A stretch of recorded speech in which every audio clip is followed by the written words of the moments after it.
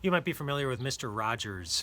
Mr. Rogers was a minister who had a children's television show called Mr. Rogers' Neighborhood that was designed pretty exclusively to encourage children.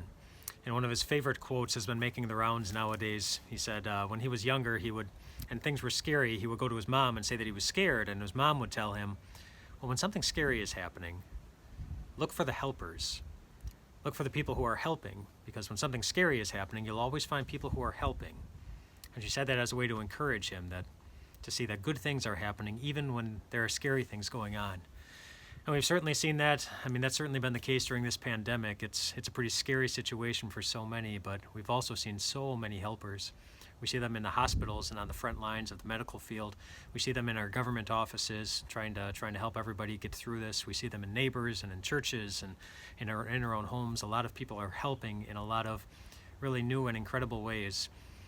There's an account in the Bible in Exodus chapter 17 that reminds me of all the helpers that are helping today. It's an account of two people helping Moses. It's when the Israelites came face to face with their next challenge that they didn't see coming, a challenge called the Amalekites. The Amalekites were attacking them, and obviously Israel wanted to win, and God told Moses that as long as he held his hands up in the air, like this, the Israelites would win. But if during the battle his arms started to drop, the Amalekites would start winning. And it was kind of a long battle. And as you might imagine, your arms get tired after long enough of holding your arms up. Maybe for a challenge today, just see how long you can keep your hands held up in the air to see how long you could go. But his arms got tired. He began to get weak. But of course, the Israelites didn't want to lose. They wanted to win. And so Moses had some helpers, two of them, Aaron and Hur, who went up on the mountain with him. And they each held an arm so that his arms could stay up in the air. And as long as they were up in the air, of course, the Israelites were winning. And the Israelites did end up winning because Moses' hands were up in the air, not because Moses was so strong, but because he had some incredible helpers.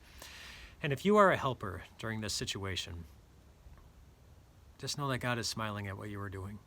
And I bet you it's sometimes hard work and long days or long nights. And maybe people say thanks or maybe they don't. But God sees you. And we thank God for you. Maybe you're a helper. But maybe you're like somebody else in this account. Maybe you're the person who needs help.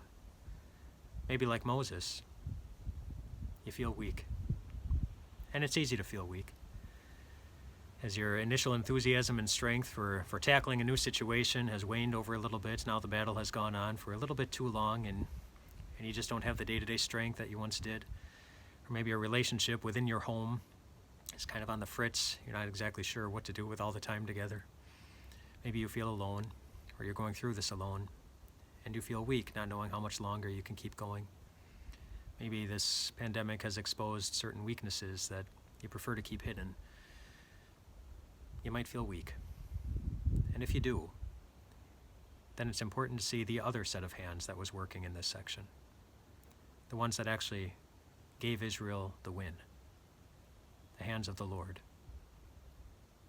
God was the one who overcame an entire army all by himself. He engaged Moses, he used Aaron, he used Hur, but finally the Lord was the one responsible for the outcome. There's a passage in the book of Deuteronomy that I really love when I think about this section, where it says in Deuteronomy chapter 33, where it says, the eternal God is your refuge, and underneath you are his everlasting arms. The eternal God, he's been here and he's not going anywhere and he's always going to be there for you, is your refuge, your safe place, and underneath you are his everlasting arms. And notice it doesn't say that his everlasting arms will be underneath you if you're strong enough, if you're good enough, if you prove yourself well enough. They are. They are. That's what Jesus won for us. That's what Jesus earned for us. The right to know that God's arms are holding you up, and they always will. Rest well tonight, my friends. Underneath you are God's everlasting arms.